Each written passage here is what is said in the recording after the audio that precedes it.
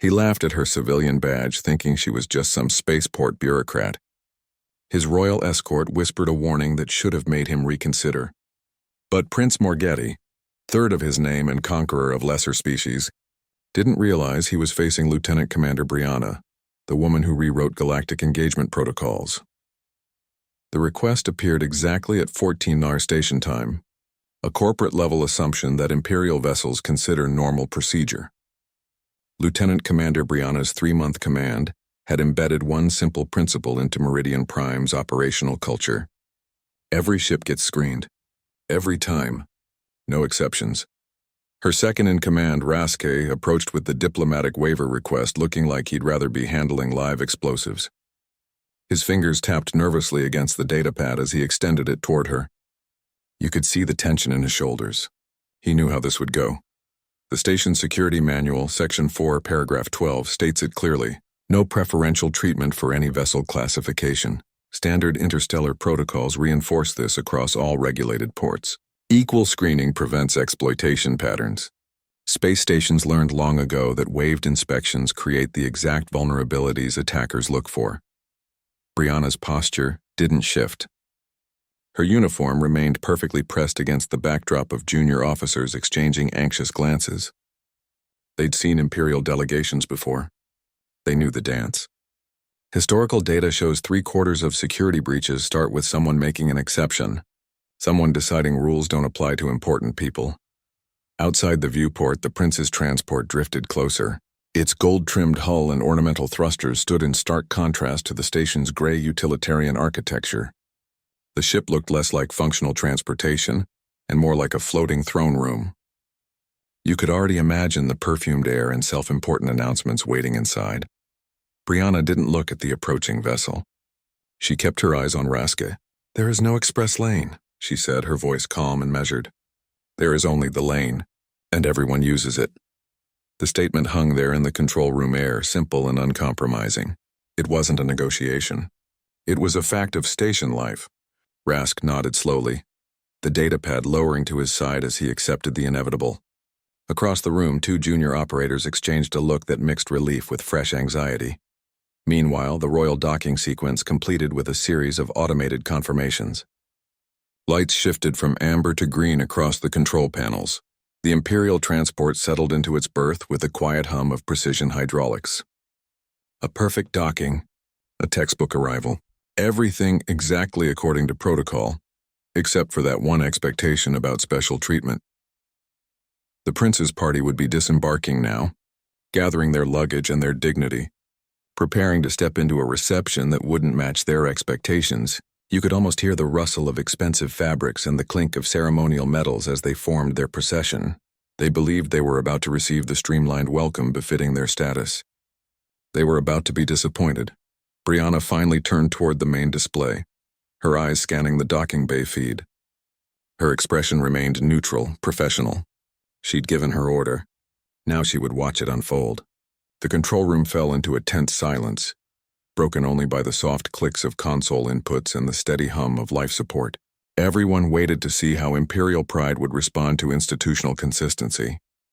The airlock hissed open, releasing not just atmosphere but an entire performance. Prince Morgetti emerged surrounded by attendants who moved with the synchronized precision of a choreographed display. They carried scented oils that filled the docking bay with the faint aroma of expensive botany.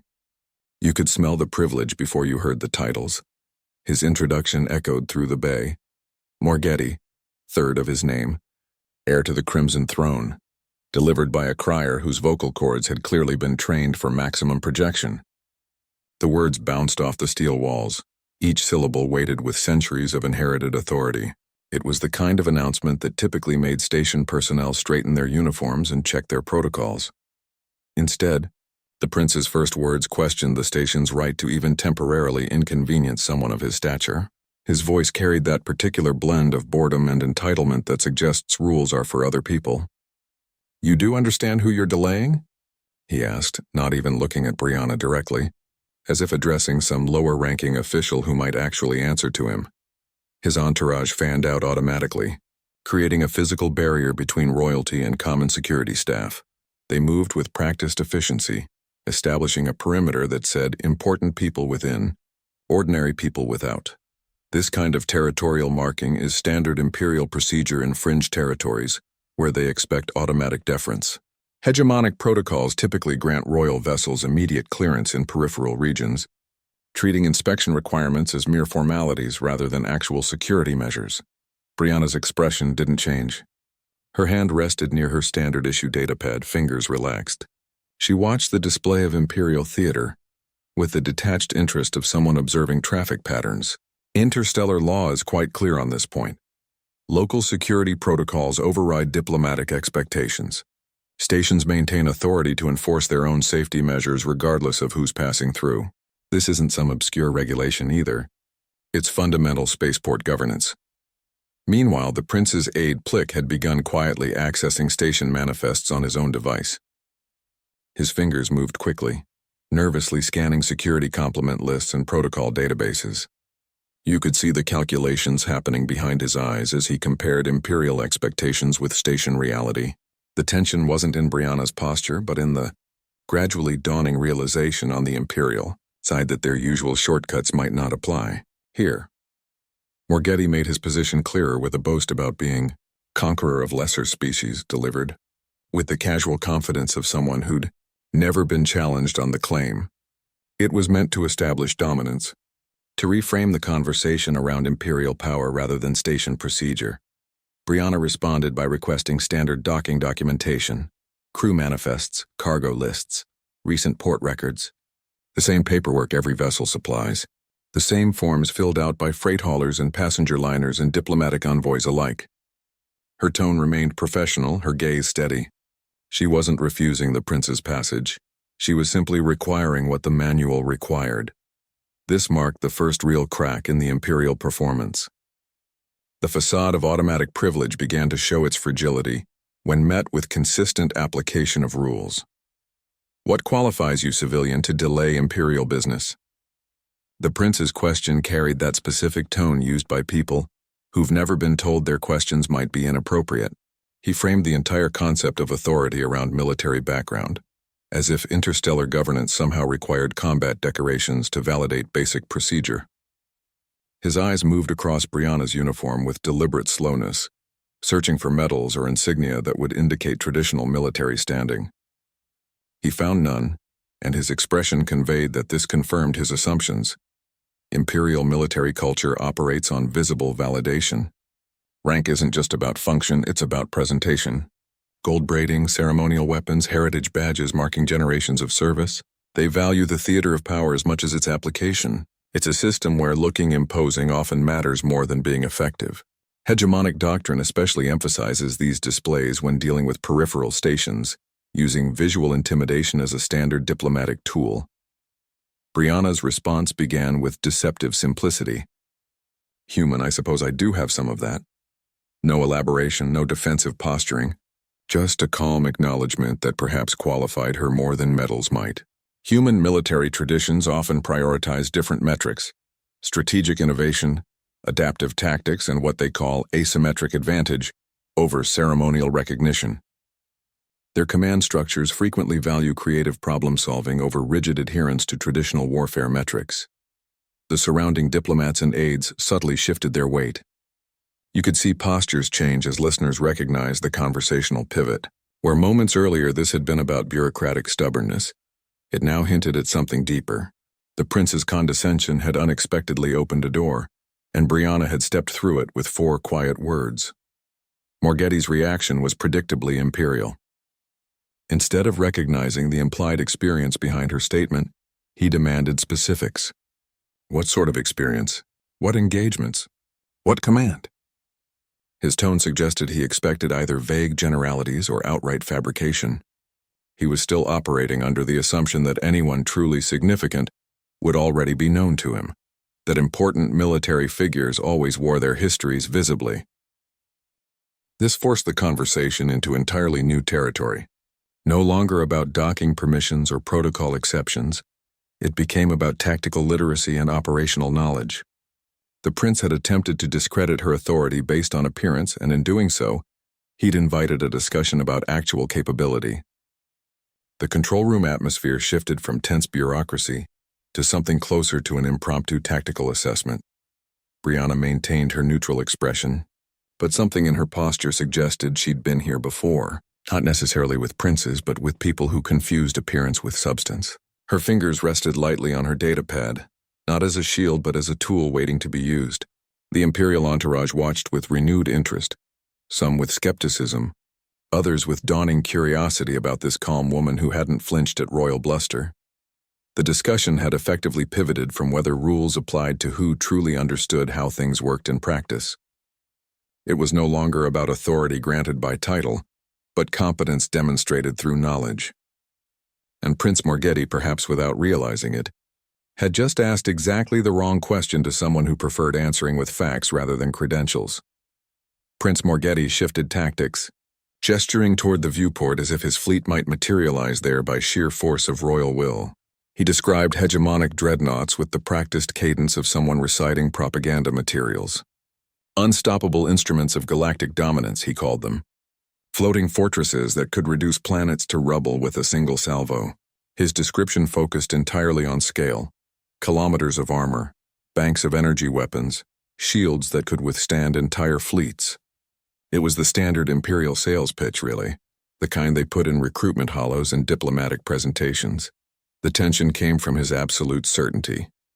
He spoke of these vessels as though their existence alone settled all arguments. Size equals invincibility, firepower equals victory. Imperial marketing consistently pushes this narrative because it serves their territorial ambitions. Hegemonic naval doctrine actually relies more on psychological impact than tactical flexibility. They want neighboring systems to see those massive ships and simply surrender without confrontation. The dreadnoughts function as much as political tools as military assets. Brianna nodded slowly, acknowledging the technical specifications he'd provided. She didn't interrupt or challenge his numbers. Her expression remained professionally neutral, the kind of look that suggests you're taking information under consideration rather than preparing a rebuttal. Then she introduced the smallest, most devastating word in tactical discussions. But the syllable hung there for a moment, a tiny crack in the Imperial certainty. Historical analysis of naval engagements consistently shows that larger vessels develop operational patterns. Their very size creates limitations. They turn slower. They require more space to maneuver. Their power systems follow predictable cycles. Big ships become creatures of habit because alternative options are often too risky or resource-intensive. They excel in set-piece battles but struggle with unexpected variables. Around the control room, junior officers had begun discreetly activating personal recorders. They weren't supposed to document diplomatic exchanges, but this was clearly transitioning into something else. Something their academy instructors would have called an unprecedented tactical briefing, occurring under highly irregular circumstances. You could see them adjusting their positions slightly, trying to capture better audio without being obvious about it. Brianna's explanation of the 15-second weapon recharge window was delivered with clinical precision. Not as a weakness she'd discovered, but as a known factor in dreadnought design. The massive energy weapons require cooldown periods between discharges. The systems need to reset, capacitors need to recharge, heat needs to dissipate. It's not a flaw so much as a physical limitation of energy weapons at that scale. Imperial engineers consider it an acceptable trade-off for the firepower gained. The prince's expression shifted from confident to calculated. He was still listening, but now with the attention of someone realizing they might be receiving classified information from an unexpected source. His earlier bluster about unstoppable armadas suddenly seemed less like a flex and more like a vulnerability being exposed. The conversation had effectively moved from theoretical discussions of superiority to practical considerations of limitation.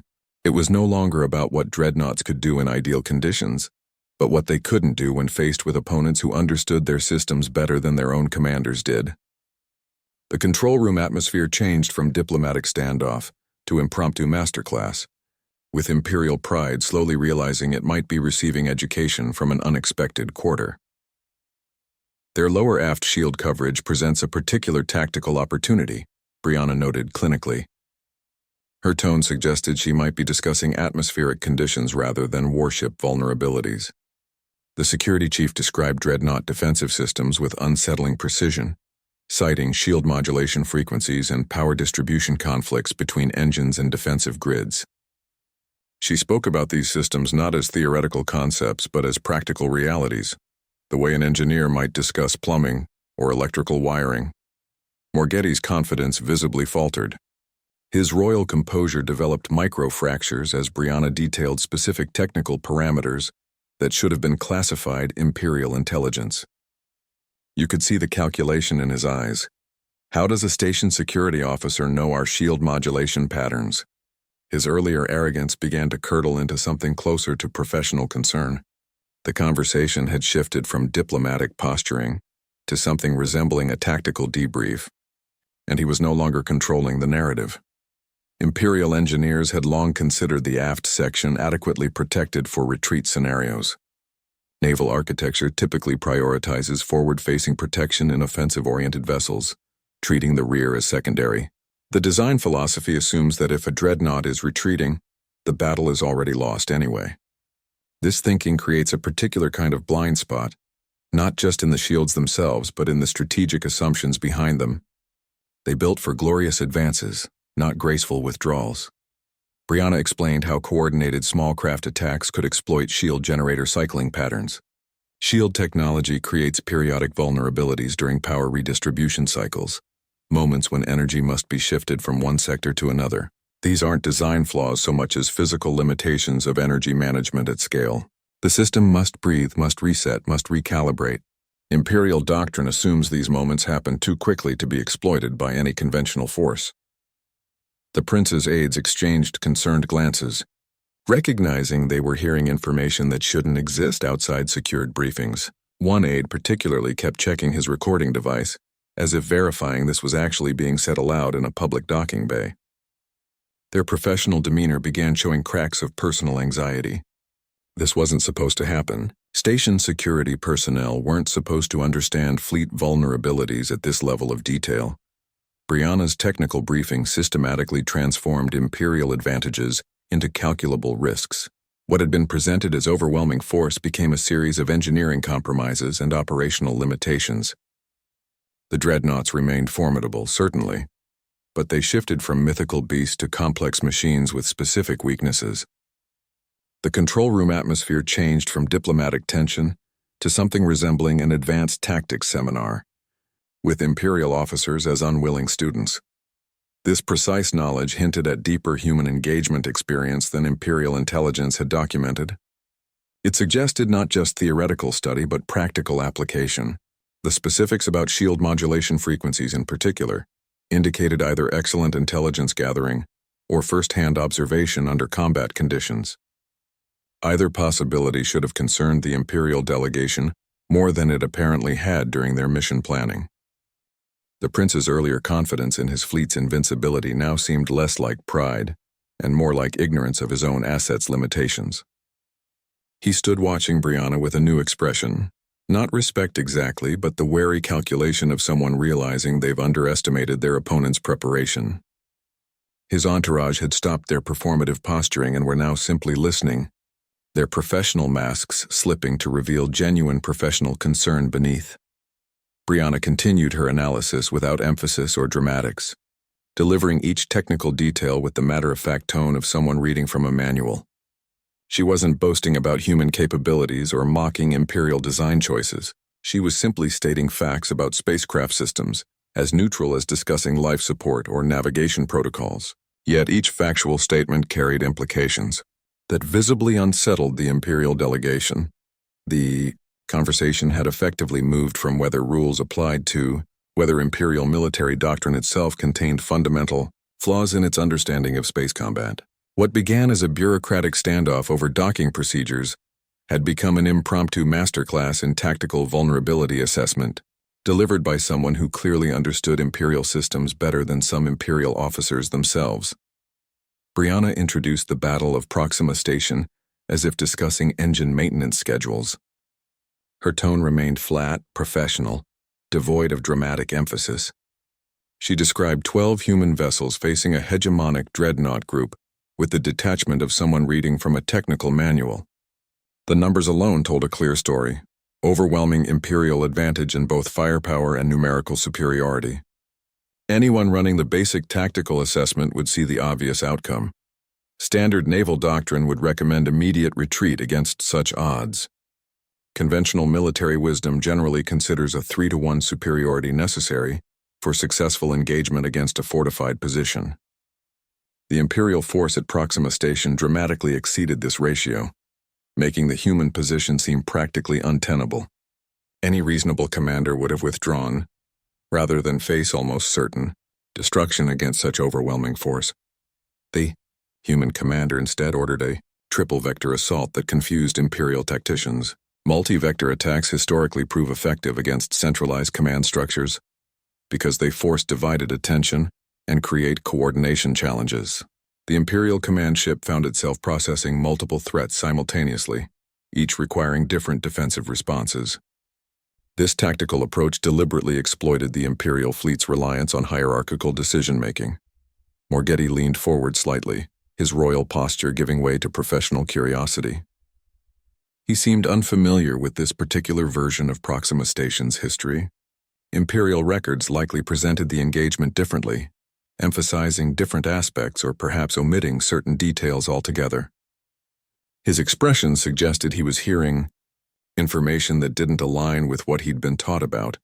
Imperial naval engagements, the maneuver's true purpose, wasn't direct attack but positioning for a physics-based solution. The human ships weren't trying to destroy the Imperial vessels through conventional means. They were maneuvering them into specific relative positions. This required precise timing and coordination, with each ship executing its role exactly as planned, despite the incoming fire and chaotic battle conditions.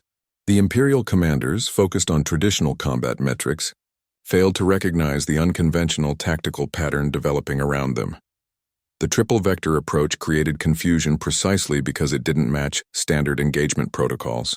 Imperial tactical training emphasized direct confrontation and force concentration. Facing an enemy that deliberately split its already outnumbered forces into smaller groups seemed like tactical insanity rather than calculated strategy.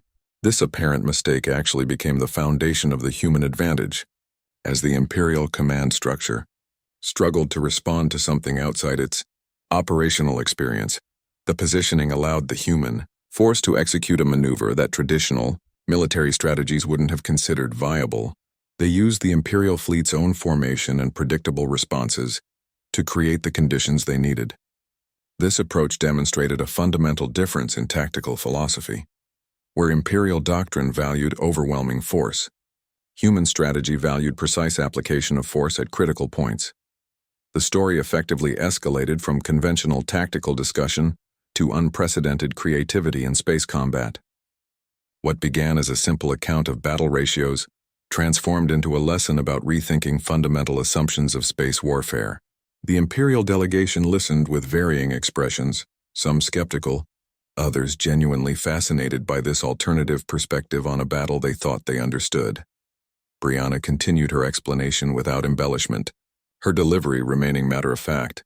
Despite the extraordinary nature of the tactics she described, she presented the information as straightforward fact rather than dramatic revelation, which somehow made it more compelling.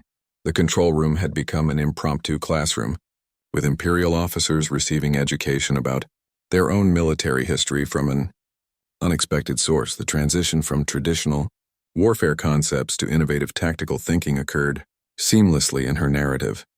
She didn't emphasize the creativity as exceptional. She presented it as logical problem-solving given the constraints and opportunities of the battle scenario. This normalization of unconventional thinking itself became a subtle critique of Imperial military doctrine's rigidity. They attacked each other, Brianna stated. The words created immediate confusion among her listeners. The human ships appeared to turn their weapons on fellow vessels in what seemed like desperate madness. To Imperial commanders watching from their dreadnought bridges, this looked like either panic or internal malfunction.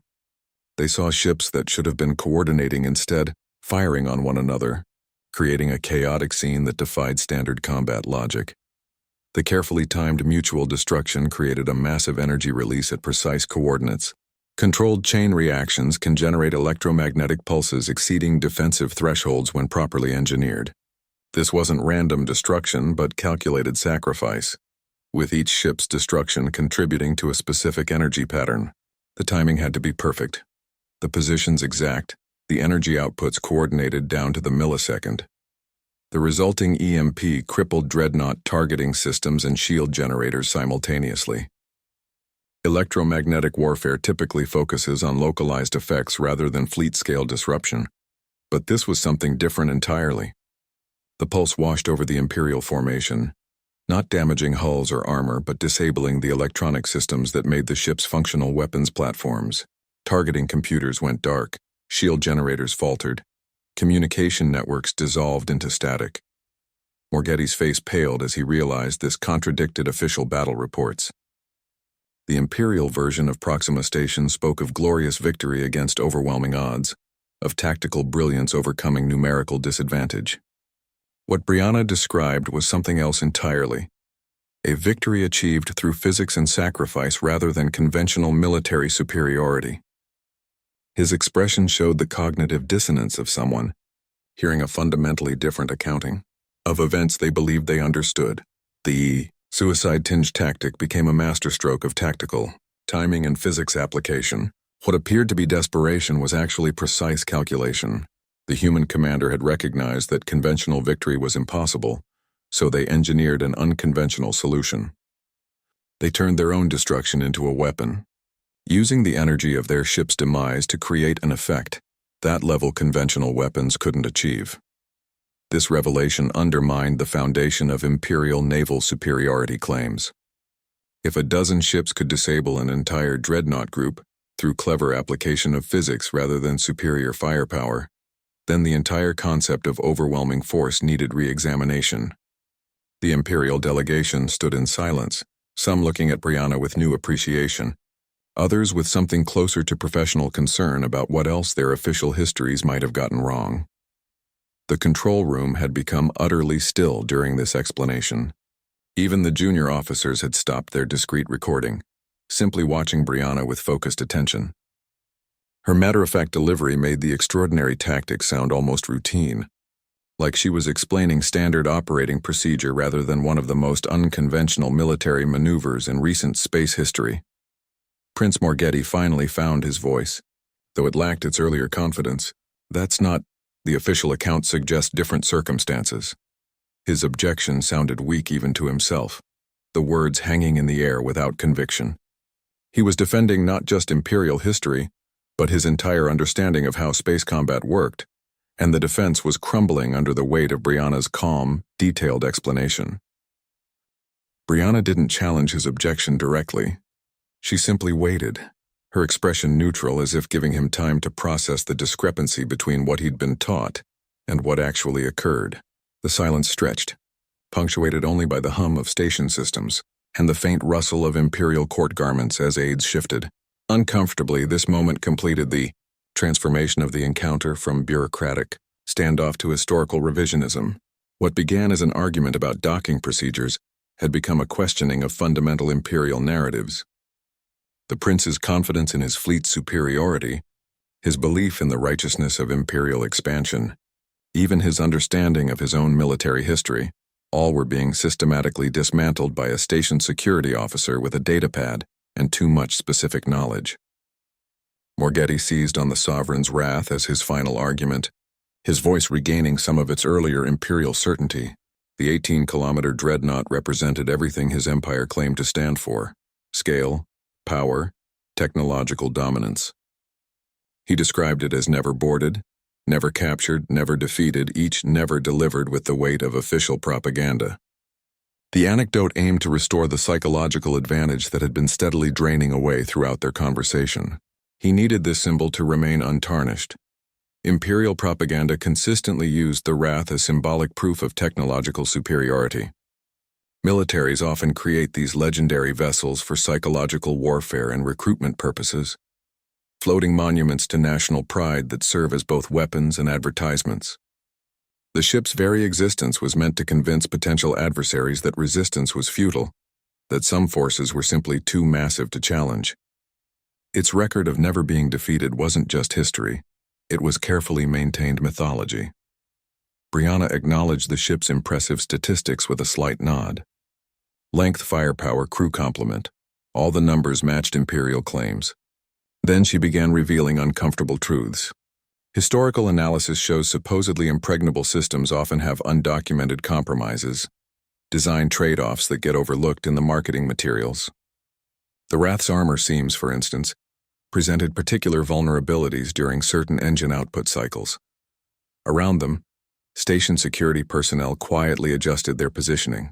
The subtle shifting of weight, the almost imperceptible movement of hands toward equipment, these weren't threatening gestures so much than professional preparations. The Imperial delegation remained the focus, but the atmosphere had shifted from diplomatic discussion to something requiring heightened situational awareness. They recognized they were entering dangerous territory, professionally speaking. Brianna detailed 18 boarding pods achieving simultaneous penetration through armor seams. The timing had to be precise. Engine output cycles created momentary weaknesses at specific hull junctions. Each pod struck at exactly the right moment, exploiting microseconds of reduced structural integrity. The Imperial defense protocols assumed boarding attempts would come during combat, when shields were active and crews were at battle stations. They never anticipated an attack during what should have been a secure transit period. The conversation effectively moved from mythical invincibility to documented vulnerability. What had been presented as an unconquerable fortress became a complex machine with specific weaknesses. The prince's legendary symbol transformed into a case study in how even the most powerful systems can be compromised by those who understand their engineering better than their operators do. His expression showed the internal conflict between Imperial pride and emerging reality. The boarding teams used the ship's internal architecture against its defenders, turning corridors into choke points and environmental systems into weapons. They understood something Imperial doctrine had overlooked, that large vessels become difficult to defend internally once boarders establish footholds.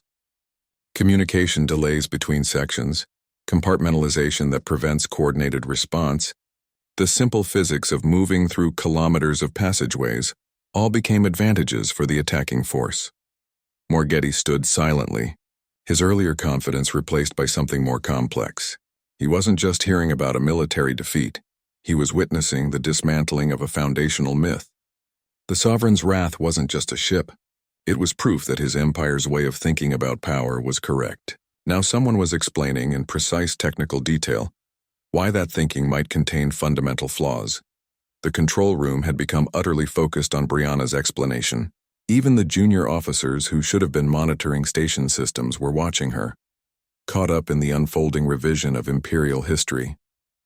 Her matter-of-fact delivery made extraordinary claims sound like routine technical analysis, which somehow made them more compelling than any dramatic presentation could have been. The internal combat lasted 6 hours, Brianna noted, through 17 kilometers of corridors. Her description remained clinically precise, avoiding any dramatic embellishment. She recounted the boarding action with the detached tone of someone reading from an after-action report, each detail offered without emphasis or theatricality. It wasn't a war story. It was an analysis. Imperial defense protocols had assumed external threats, not internal containment scenarios. Their security planning focused on preventing boarding attempts rather than repelling boarders who'd already gained access. This created a fundamental vulnerability in their operational thinking. Once the human teams established footholds, the dreadnought's vast interior became a liability rather than an advantage. The very scale that made it impressive as a warship made it difficult to secure as a fortress. Large vessel interior defense often suffers from communication delays and compartmentalization issues. Information takes time to travel through kilometers of passageways, and security teams in different sections can't coordinate effectively when they're isolated by bulkheads and emergency protocols. The Imperial defenders found themselves fighting what felt like multiple separate battles, rather than a coordinated defense. Their response systems, designed for external threats, struggled to adapt to combat occurring inside the ship itself. Human combat teams used environmental systems and internal architecture against the defenders. They manipulated ventilation controls to create smoke-filled corridors, rerouted power to disable lighting in specific sections, and used the ship's own emergency containment systems to isolate Imperial security forces. Historical boarding actions show advantage shifting to forces familiar with internal layouts, and the human teams had clearly studied the Wrath's blueprints extensively. They knew where the choke points were, where communications would be weakest, where defenders would likely fall back to regroup. Morgetti's aides began accessing encrypted channels, their fingers moving quickly across communication devices. They were seeking verification, checking Imperial databases for any record that matched what Brianna was describing. Their professional composure showed cracks of anxiety as they discovered either confirmation or concerning absences in the official records.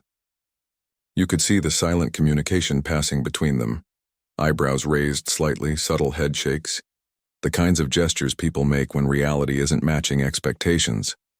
The Wrath's capture demonstrated that size alone doesn't guarantee security. The Imperial assumption that bigger meant safer had been proven fundamentally flawed. All those kilometers of armor, all those weapon systems, all that impressive scale, none of it mattered once opponents were inside the ship. The 6 hours of fighting showed that internal vulnerabilities could be exploited by determined forces, regardless of the vessel's external capabilities. This tactical lesson led to broader questions about Imperial military competence. If their largest, most celebrated warship could be captured through internal combat, what did that say about their overall defensive doctrines? The Prince stood processing this information, his expression shifting from defensive pride to professional concern. He wasn't just hearing about a single military engagement, he was confronting the possibility that his empire's entire approach to space combat might contain critical weaknesses. The human teams had employed unconventional strategies, including overloading secondary reactors and creating controlled hull breaches to facilitate movement between sections. These weren't standard boarding tactics, they represented creative applications of the ship's own systems against itself. The Imperial defenders, trained in conventional response protocols, found themselves facing opponents who refused to follow expected patterns of combat. The psychological impact on the Imperial crew must have been significant. 6 hours is a long time to fight inside your own ship, especially when you're defending what's supposed to be an impregnable fortress. Morale likely deteriorated as the fighting continued, with defenders realizing their legendary vessel wasn't nearly as secure as they'd been told. The breakdown in coordination that Brianna described suggested Imperial forces struggled to maintain unit cohesion under extended internal combat conditions. Brianna concluded her account without commentary, letting the facts stand on their own. The control room remained quiet, the only sound the hum of station systems and the faint tapping of Imperial aides still searching their databases.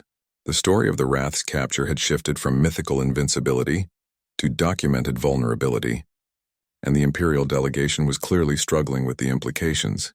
Brianna described Kepler Station's defense with the phrase environmentally aware tactics, delivering it with the dry irony of someone quoting bureaucratic nonsense. She explained how human commanders had looked at the station's orbital debris field and seen not a navigational hazard, but a tactical opportunity. Where Imperial fleet commanders saw random space junk cluttering their approach vectors, human strategists recognized potential energy waiting to be directed. The Imperial dismissal of the debris field proved to be a critical error in their assessment. They treated it as background scenery rather than a strategic element, the way ancient navies might have overlooked weather patterns or ocean currents. This oversight reflected a deeper pattern in Imperial military thinking. They valued manufactured weapons over natural opportunities, engineered systems over environmental advantages. Their tactical training emphasized controlling the battlefield rather than collaborating with it. Precise charges destabilized mineral-rich ring segments, creating millions of high-velocity projectiles. Orbital mechanics allows calculated manipulation of natural objects for defensive purposes when you understand the mathematics involved. The human teams didn't need to build weapons. They just needed to redirect what already existed using physics as their delivery system. Each fragment became a kinetic impactor following predictable trajectories based on orbital calculations. The resulting kinetic barrage avoided treaty restrictions on energy, weapons while achieving similar destructive effects. International space treaties often overlook unconventional weapons based on physical principles, because their drafters typically imagine conflict in terms of lasers and missiles.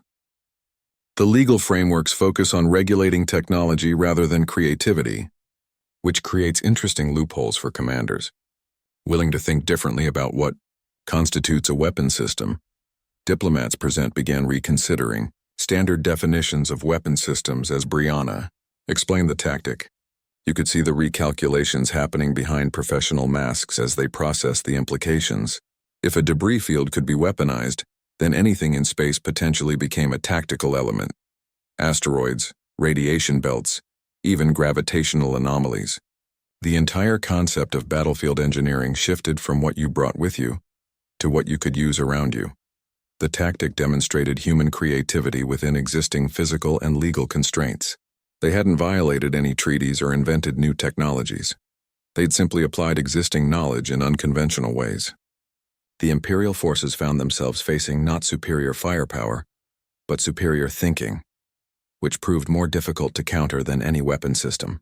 Their traditional response protocols had no answer for someone using orbital mechanics as artillery. This innovation highlighted the gap between Imperial tradition and adaptive thinking. The Empire's military doctrine valued consistency and predictability, training officers to follow established patterns rather than invent new ones. Human commanders seemed to approach each situation as a unique problem, requiring specific solutions rather than standardized responses. The difference wasn't in technology or resources, but in fundamental philosophy about how conflict works. The battle's aftermath showed particular strategic consideration for non-combatants, with precise calculations allowing evacuation before the debris impact. This attention to collateral damage suggested the human commander's creativity extended beyond mere destruction to encompass ethical considerations within tactical planning. The Imperial garrison's destruction occurred with remarkably low civilian casualties, which itself became a telling detail about operational priorities. The control room had become completely focused on Brianna's explanation, the earlier tension replaced by professional fascination. Even Prince Morgetti watched her with a new expression. Not approval exactly, but the grudging respect of someone recognizing superior tactical understanding. His earlier confidence in Imperial military doctrine seemed to be undergoing quiet but significant revision as he listened to how creativity could overcome conventional advantages. The Kepler station example completed a pattern the prince was beginning to recognize across multiple engagements. It wasn't that human forces were stronger or better equipped. They were simply more inventive within the constraints they faced. They treated physics as a toolkit and regulations as puzzle pieces rather than limitations. This approach consistently produced results that Imperial commanders, trained to think within established parameters, failed to anticipate until it was too late. Brianna referenced Gamma Centauri as another case study in what she termed doctrine inversion, the idea that established military procedures can sometimes become vulnerabilities when facing unconventional thinking. She described Imperial forces surrounding the human outpost with what should have been overwhelming force, creating a classic siege scenario where the defenders appeared completely contained. Standard siege protocols assumed gradual resource depletion would eventually force surrender, with the attackers maintaining position while the defenders slowly exhausted their supplies and options. Siege warfare often creates predictable operational patterns that defenders can exploit. The Imperial fleet established standard blockading positions, maintained regular patrol rotations, and followed established supply protocols, all textbook procedures that made their movements and timings foreseeable. Human commanders analyzed these patterns, recognizing that the very predictability of Imperial tactics created opportunities rather than demonstrating control. They weren't just defending against a siege. They were studying its rhythms and weaknesses. The human solution involved triggering localized supernovae in nearby gas clouds using precisely timed detonations.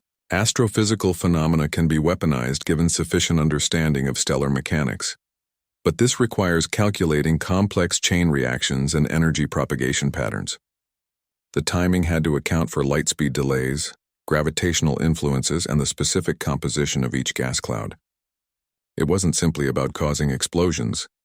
It was about engineering specific astrophysical events that would propagate energy along desired vectors. Morgetti interrupted at this point, his voice regaining some of its earlier Imperial authority.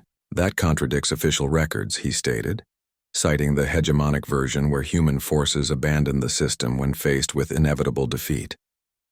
His objection carried the weight of institutional certainty, the kind that comes from having one's understanding of history validated by state-approved educational materials and official commemorations. Brianna's response questioned the reliability of hegemonic historical narratives without directly challenging the prince's personal knowledge. She suggested that when empires consistently win in their own accounts, it might indicate something about record-keeping priorities rather than actual battlefield outcomes. Authoritarian regimes often use historical myth-making to maintain psychological dominance, creating narratives that serve political purposes rather than documenting events accurately. This challenge extended beyond military capability to historical integrity itself. If imperial accounts couldn't be trusted even about significant engagements, then the entire foundation of their claimed superiority became suspect. The prince's confidence in his fleet's invincibility relied on a history of supposed victories. If those victories were exaggerations or fabrications, then the psychological advantage they provided disappeared. The conversation had effectively moved from tactical analysis to epistemological questioning. It was no longer about who had better weapons or strategies, but about whose version of reality matched actual events. The imperial delegation seemed discomforted by this shift, their professional assurance faltering as they confronted the possibility that their understanding of recent history might contain significant gaps or distortions. Brianna didn't press the point aggressively. She simply allowed the discrepancy between imperial records and her account to hang in the air, leaving the prince and his aides to reconcile the contradiction themselves. The control room remained quiet, the hum of station systems underscoring the tension between official history and alternative accounts. Junior officers watched the exchange with renewed interest, recognizing they were witnessing something beyond a simple security check. They were seeing historical revisionism happening in real time. This moment completed the pattern Brianna had been establishing throughout their conversation. Each engagement she described showed imperial forces following standard procedures, while human commanders found creative exceptions or unconventional applications. The Gamma Centauri example demonstrated that even in seemingly hopeless defensive situations, predictability could be turned against the attackers. The siege that should have guaranteed imperial victory instead became another lesson in how doctrine can become limitation when facing adaptive thinking. Is that the official hegemonic version of events? Brianna's question hung in the sterile air of the docking bay, the words seeming to condense like frost on the metal surfaces. She wasn't challenging the prince directly, so much as inviting him to examine the space between propaganda and documented outcomes. Her tone suggested this wasn't the first time she'd encountered discrepancies between imperial accounts and tactical realities, just perhaps the most public. Prince Morgetti's confidence shifted to defensiveness as his historical knowledge faced unexpected scrutiny. You could see the calculation in his eyes, the rapid reassessment of whether to defend imperial records or consider the possibility they might contain variations. His education had emphasized glorious narratives over tactical analysis, a common approach in authoritarian systems where maintaining psychological dominance often takes priority over accurate documentation. Imperial education systems consistently prioritize inspirational stories over critical examination. The curriculum focuses on victories rather than vulnerabilities, on heroic narratives rather than logistical realities. Authoritarian regimes frequently use historical myth-making as a control mechanism, creating simplified versions of events that reinforce state power while discouraging inconvenient questions. The goal isn't understanding, it's compliance. Brianna presented declassified engagement logs on her datapad, the screen displaying side-by-side comparisons with public reports. Cross-referencing multiple sources typically reveals gaps in official narratives, and these documents showed significant deviations. Where imperial accounts spoke of overwhelming victories, the logs described tactical standoffs. Where propaganda claimed total dominance, the records indicated marginal advantages gained at considerable cost. Station archives began displaying comparative battle data on nearby monitors, the screens flickering to life with charts and engagement timelines. Junior officers watched with professional interest, their expressions shifting from routine boredom to focused attention. They were witnessing something rarely seen in Imperial space: direct comparison between official accounts and operational documentation. The evidence suggested systematic exaggeration of Imperial capabilities and outcomes, a pattern rather than isolated incidents.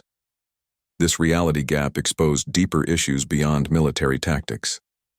If Imperial records couldn't be trusted regarding battlefield outcomes, what else might contain deliberate distortions? The prince's entire understanding of his empire's position in the galaxy suddenly seemed less certain, built as it was on official histories and state-approved educational materials. His confident demeanor gave way to thoughtful silence as he processed the implications. The control room had become an impromptu classroom in comparative historiography.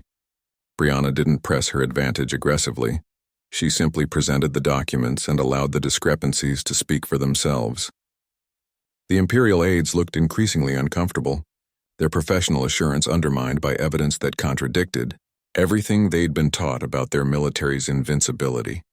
This moment revealed how authoritarian control extends beyond physical power to information itself. By controlling historical narratives, regimes can shape present perceptions and future expectations. The prince's reaction showed someone encountering the possibility that his entire framework for understanding reality might contain significant gaps. His education had prepared him to command, not to question, and certainly not to doubt the foundational stories of his empire's greatness. The comparative data continued to scroll across the displays, each chart and timeline adding another layer to the emerging picture. Imperial claims of effortless victories contrasted with logistical reports describing resource-intensive campaigns. Accounts of technological superiority stood beside maintenance records highlighting systemic vulnerabilities. The pattern became unmistakable, a consistent enhancement of achievements and minimization of challenges. This exposure of the reality gap transformed the encounter from a security checkpoint discussion into something more significant. It wasn't just about whether the prince's ship would be inspected. It was about whether Imperial claims could withstand scrutiny. The professional tension in the room shifted from bureaucratic resistance to epistemological uncertainty, with the Imperial delegation facing the uncomfortable possibility that their understanding of recent history might require substantial revision.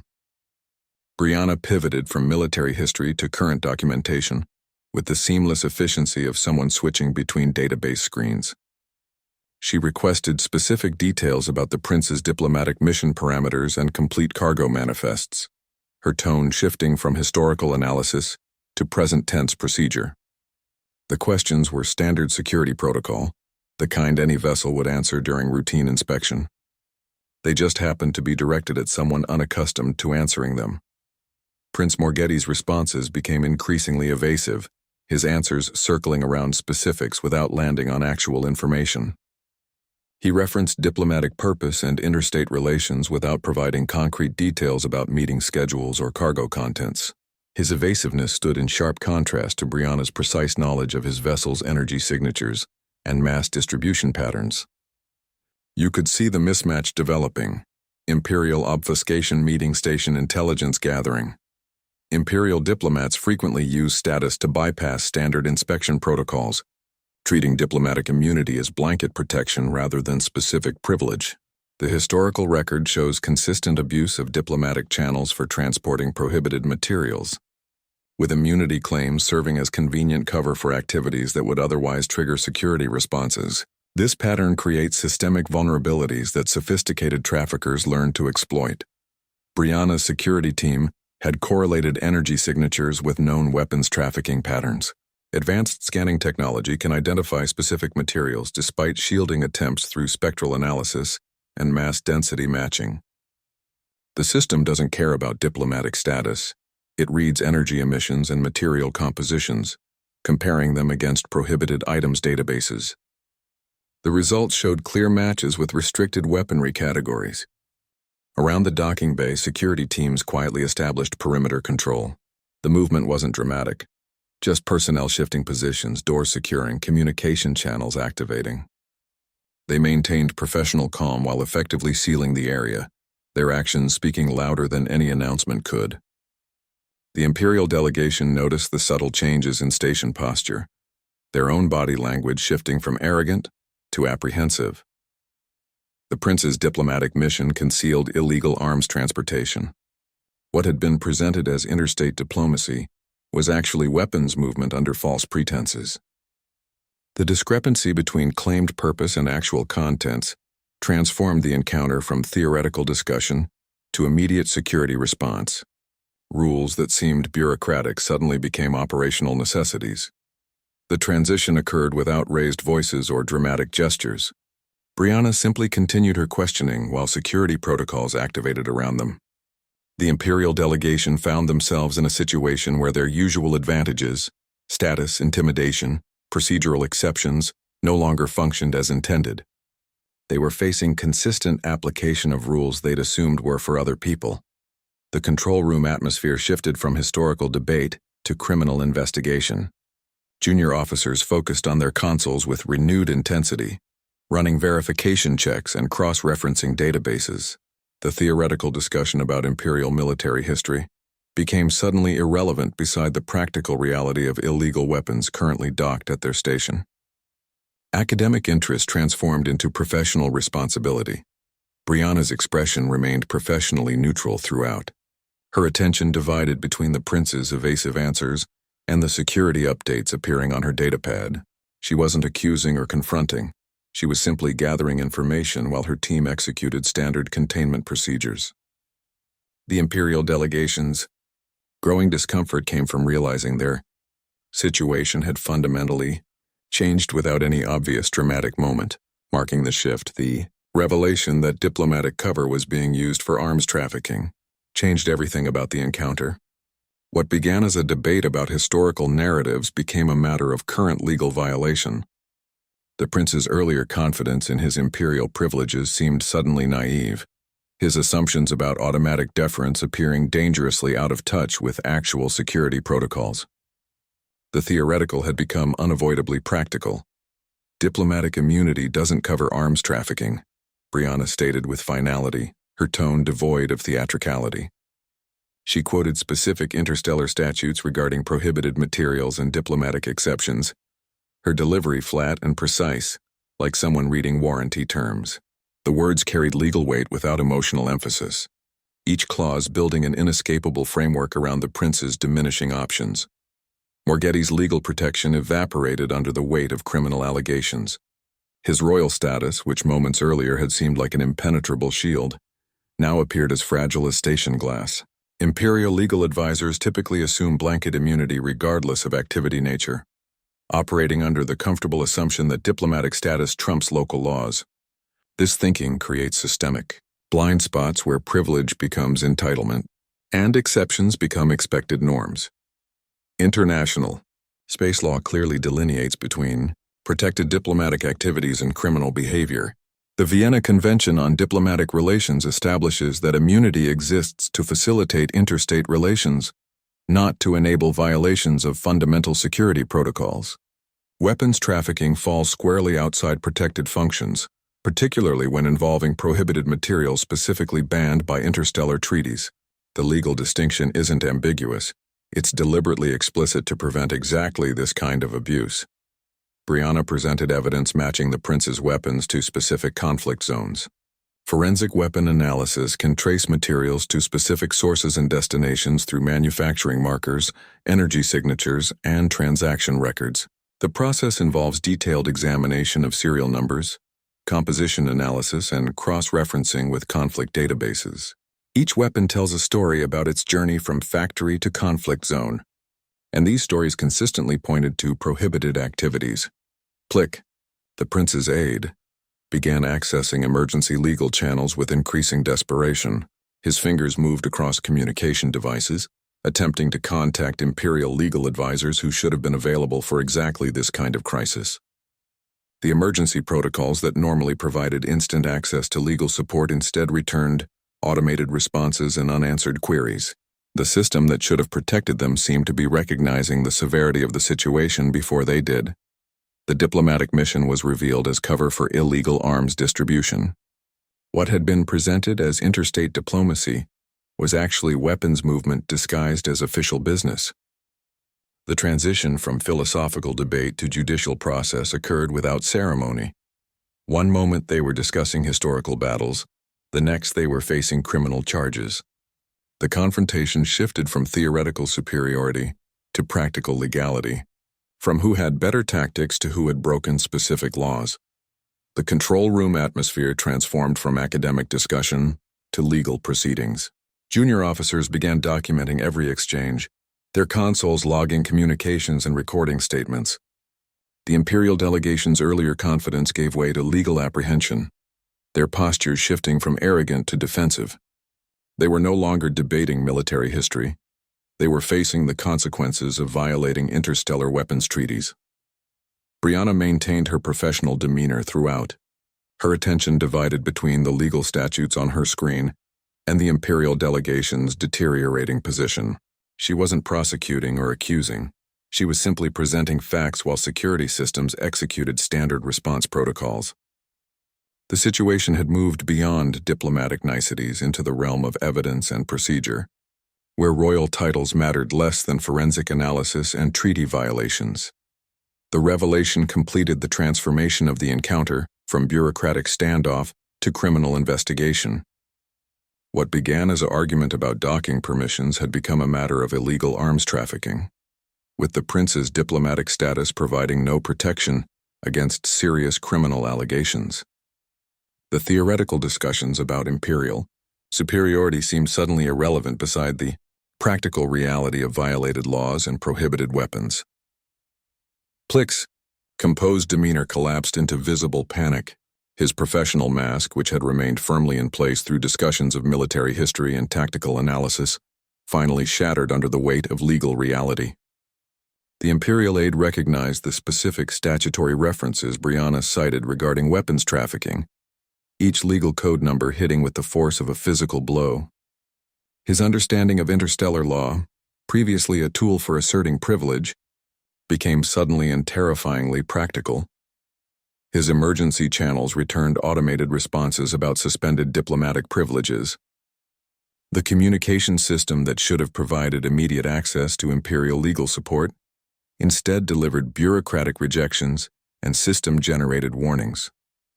Bureaucratic systems often create false security among officials operating outside norms, building comfortable assumptions that procedures will always favor status over substance.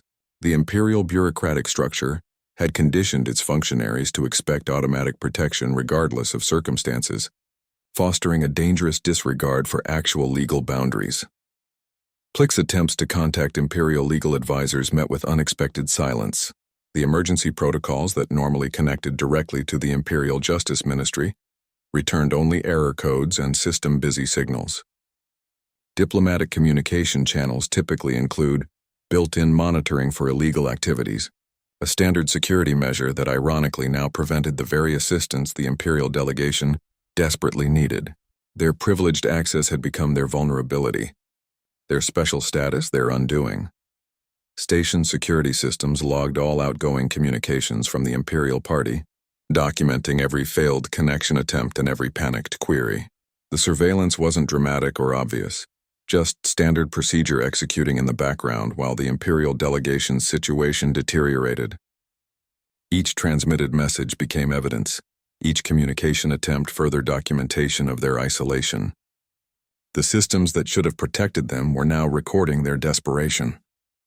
The aide leaned close to Morgetti, his voice dropping to a strained whisper that carried further than he intended in the suddenly quiet docking bay. "Our legal position has completely collapsed," he murmured, the words tasting like defeat. His professional composure had given way to personal fear, the realization that Imperial status provided no protection against specific criminal charges.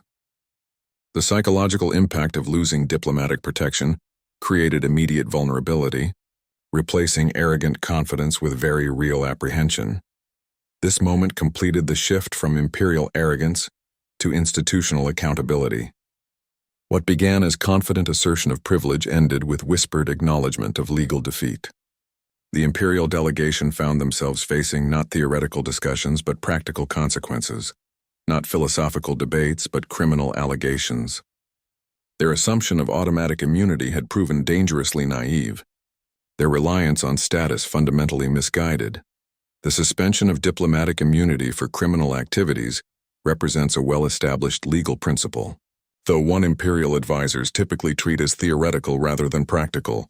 When diplomats engage in arms trafficking or other serious violations, their protected status evaporates like atmosphere from a breached hull. The system designed to facilitate interstate relations cannot shield those who abuse its protections for illegal purposes. This isn't ambiguity. It's deliberate design to prevent exactly this kind of exploitation. Plick's panicked realization underscored the vulnerability of those who mistake privilege for invulnerability. Imperial functionaries operate within a system that encourages disregard for rules applying to others, creating a false sense of security that crumbles when faced with consistent application of law. The aide's transformation from confident bureaucrat to frightened individual demonstrated how quickly assumed protection can disappear when confronting actual legal consequences. The documentation of their communications further isolated the imperial party, creating an evidentiary record that would complicate any future legal defense. Each failed attempt to contact imperial authorities, each panicked query, each system rejection, all became part of the growing case against them. The very channels they'd assumed would provide escape instead documented their entanglement. Brianna ordered standard security containment procedures. No special units, no elevated force protocols, just the same measures they'd use for any vessel suspected of smuggling. She treated the imperial delegation as she would any security risk, following the step-by-step guidelines outlined in the station operations manual. There were no exceptions listed for royal status or diplomatic titles, only clear instructions for dealing with prohibited materials. Morgetti expected special treatment even as security teams moved to detain his party. He cited royal status, threatened diplomatic consequences, invoked inter-system relations. His objections followed predictable patterns of privilege encountering accountability. Procedural justice systems maintain credibility through consistent application of rules, and station personnel had been trained to ignore status and focus on procedure. The teams applied standard restraint measures while the prince continued his royal objections, their movements efficient and impersonal. Brianna announced immediate cooperation with interstellar weapons trafficking investigations. Multi-jurisdictional cooperation typically follows discovery of arms smuggling operations, requiring coordination across legal systems and security agencies. Her statement wasn't a threat but a simple fact. The station would work with the appropriate interstellar authorities to investigate the weapons found aboard the Imperial transport. This represented standard protocol, not personal vendetta. The prince's vessel was impounded for full forensic examination. Technical teams began the meticulous process of scanning every compartment, analyzing energy signatures, and documenting evidence. Forensic examination of spacecraft involves systematic investigation of cargo holds, living quarters, and potential concealment areas. The process would take time, but would provide undeniable evidence about the nature of the diplomatic mission's actual purpose. Cooperation is always preferable to the alternative, Brianna noted, her tone suggesting this was operational guidance rather than personal philosophy. The pragmatic approach to law enforcement often produces better outcomes than confrontation, especially in complex cases involving multiple jurisdictions. Her statement reflected standard security doctrine about managing detainees and facilitating investigations through compliance, rather than resistance. The imperial delegation's transition from privileged envoys to security risks occurred without drama. Their fancy robes and ceremonial medals meant nothing to the scanning equipment documenting weapon signatures. Their royal titles carried no weight with the evidence logging systems recording each prohibited item. The systems operated on facts, not status, and the facts were increasingly clear. Security teams maintained professional detachment throughout the process. They followed established procedures for high-status detainees, using verbal commands and minimal physical restraint while ensuring safety and compliance. The specific methods varied based on jurisdiction and charges, but always prioritized safety and due process over dramatic gestures or unnecessary force. This demonstration showed that protocol ultimately neutralizes privilege.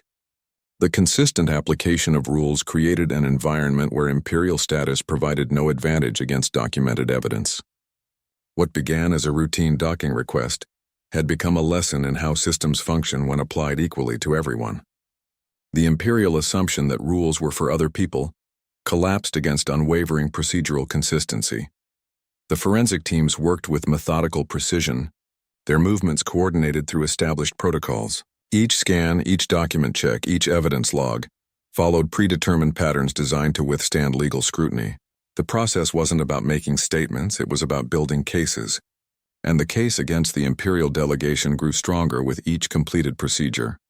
Brianna watched the operation with professional satisfaction, not personal triumph. She hadn't defeated the prince. She'd simply applied the rules without exception. The systems functioned as designed, the protocols executed as written. There was no special victory here, just standard procedure working correctly against someone who assumed it wouldn't apply to them. Brianna's nickname drifted through the stations, personnel like a persistent rumor that turned out to be true. The Ghost of the Void moniker captured her tactical unpredictability, that strange quality of appearing exactly where she was least expected. It wasn't just about physical location. It was about appearing at critical moments before anyone anticipated her involvement. Military legends often form around commanders who break predictable patterns, who operate outside conventional expectations and timelines.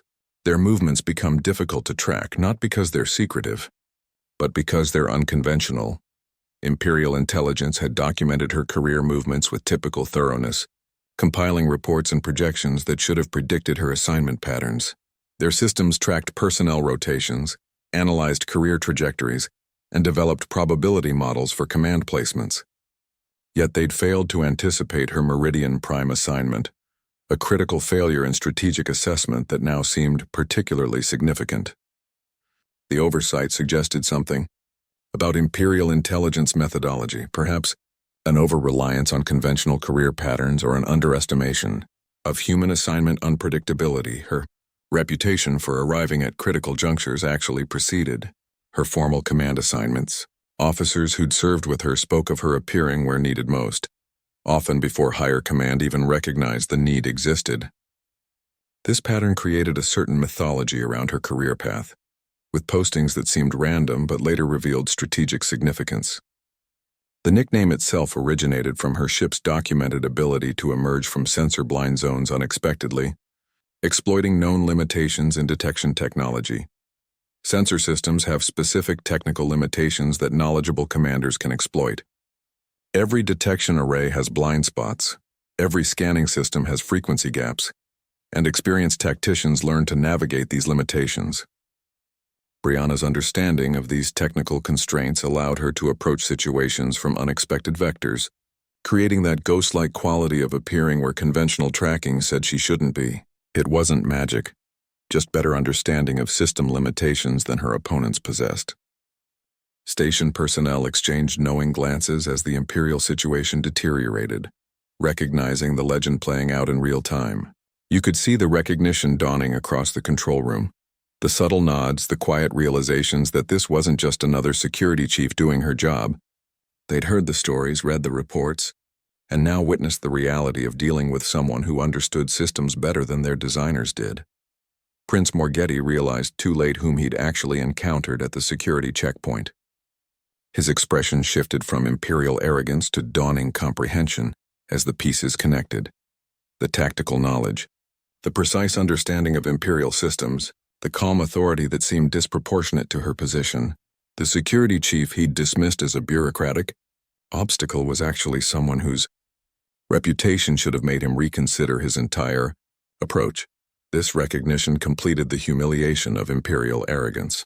The prince hadn't just been outmaneuvered by station protocols. He'd been dismantled by someone whose capabilities far exceeded his understanding. His assumptions about human military competence, about imperial superiority, about his own importance, all had been systematically dismantled by the very person he'd tried to brush aside as insignificant. The psychological impact was arguably greater than any legal consequence he might face. The transition from confident, royal to humbled detainee occurred not through dramatic confrontation but through gradual realization. There was no single moment of revelation, just the accumulating evidence of his catastrophic miscalculation. The imperial delegation's collapse wasn't about surrender so much as recognition of who they were dealing with. of how wrong their assumptions had been, of how thoroughly they'd underestimated their opponent. Their arrogance hadn't just been challenged. It had been systematically invalidated by someone who treated legendary status as just another operational factor. Brianna addressed Plick as security personnel escorted the prince away, her tone maintaining clinical professionalism without a trace of gloating. She spoke to the defeated aide with the same matter-of-fact delivery she might use discussing maintenance schedules or supply inventories. The contrast between her calm demeanor and Plick's collapsed posture created a study in reversed fortunes. Where he had earlier projected imperial confidence, he now stood with shoulders slumped, his expensive robes seeming suddenly like costumes rather than uniforms of authority.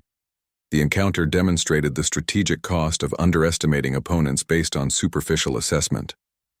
Military history consistently shows patterns of failure when combatants dismiss adversaries due to appearance, cultural differences, or prejudicial assumptions.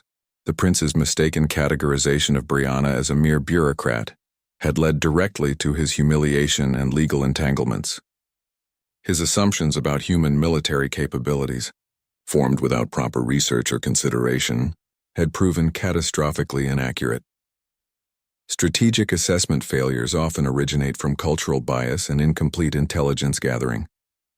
Imperial doctrine's emphasis on visible symbols of power had blinded Morgetti to the practical competence standing before him.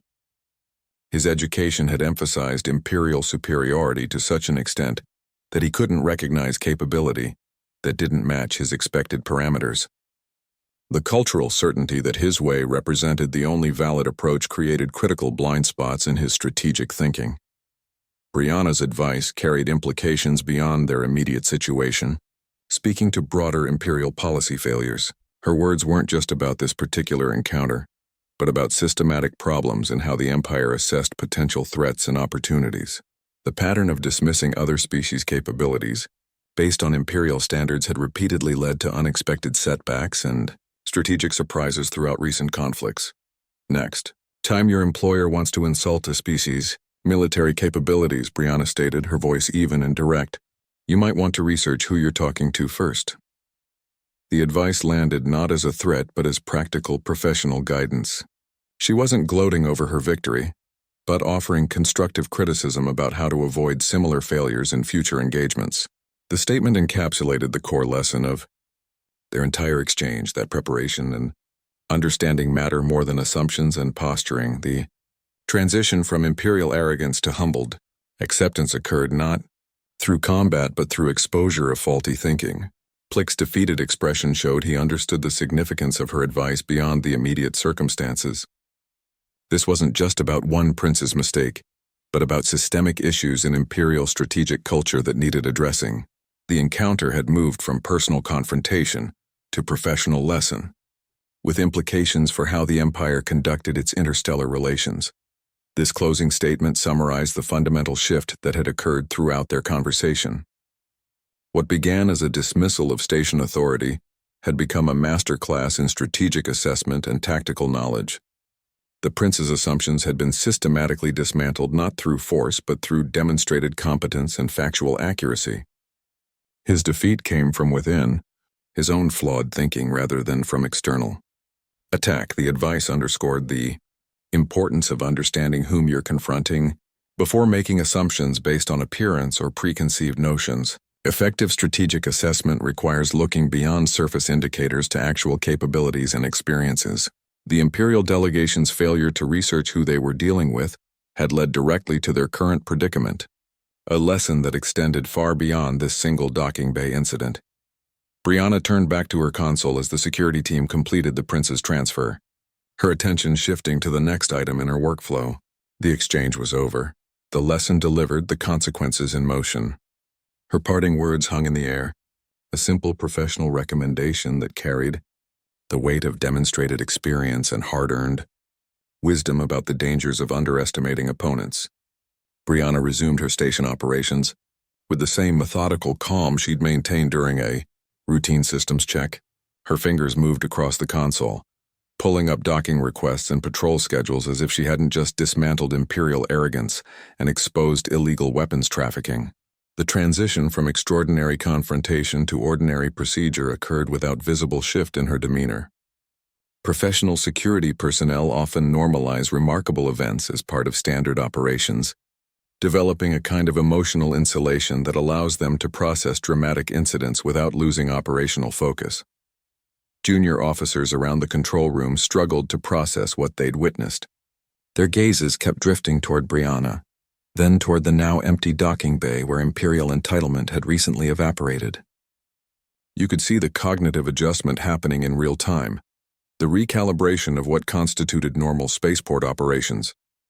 Where they had previously viewed their assignments as routine security work, they now understood they were participating in something with broader implications.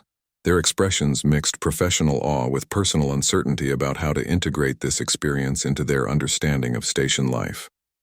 For Brianna, enforcing protocols against Imperial presumption was simply part of the job description. She approached the incident report with the same clinical precision she'd applied to analyzing dreadnought vulnerabilities, documenting each violation and response without editorial commentary. Her log entry would read like any other security incident: facts, procedures, outcomes.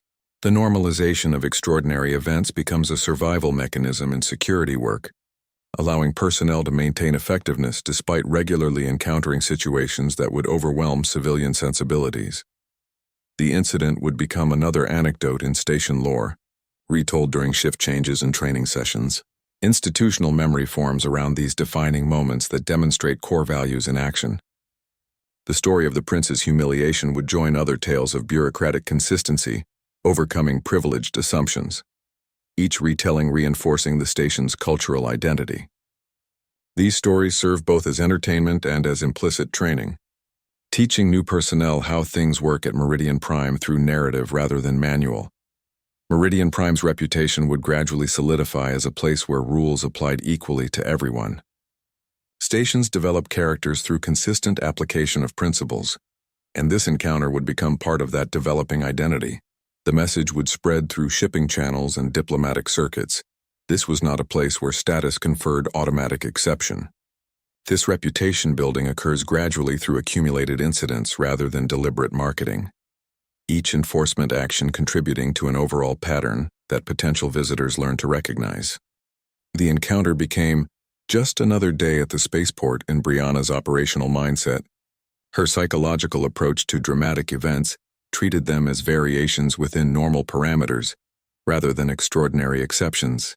This professional framing allows security personnel to maintain consistency despite facing unpredictable challenges.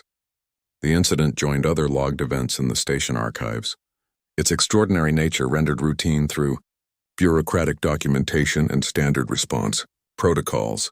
This normalization demonstrated the power of consistent principle application over dramatic confrontation. The real story wasn't about a spectacular victory, but about systems functioning as designed against unconventional challenges. The station's protocols had proven robust enough to handle Imperial arrogance without requiring exceptional measures or heroic interventions. The machinery of justice had operated precisely as intended, which in many ways was more significant than any individual triumph. Brianna's attention shifted to the next docking request, her focus already moving beyond the Imperial incident. The console displayed a freight hauler requesting clearance, its captain waiting patiently for approval. She initiated the standard screening process, her movements identical to those she'd used hours earlier when the prince's request had appeared. The rhythm of station operations continued unchanged, the dramatic events already absorbed into the endless flow of arrivals and departures that defined spaceport existence. The junior officers gradually returned to their stations, though their occasional glances toward Brianna suggested their perspective on security work had permanently altered. They'd witnessed how procedural consistency could neutralize even the most privileged arrogance, and that lesson would shape their professional development far more than any training manual. The control room hummed with renewed purpose, the ordinary suddenly containing extraordinary possibilities. This seamless integration of dramatic events into daily operations represents the ultimate validation of institutional systems. When remarkable incidents become just another log entry, it demonstrates that protocols function properly regardless of circumstances. The station had faced Imperial presumption, and handled it through standard procedures rather than emergency measures, proving that well-designed systems need not compromise when confronting unusual challenges. The encounter demonstrated how procedural consistency ultimately neutralizes privileged arrogance through Brianna's steady application of uniform rules, leveling a field where power usually skews outcomes. Thorough preparation and strategic thinking proved stronger than visible advantages. Her deep analysis of Imperial vulnerabilities exposed how even formidable systems conceal exploitable gaps. The Ghost of the Void's legend grew from that day, a clear reminder that underestimating human ingenuity carries real consequences. Systems, not status, determine outcomes when principles are applied without exception.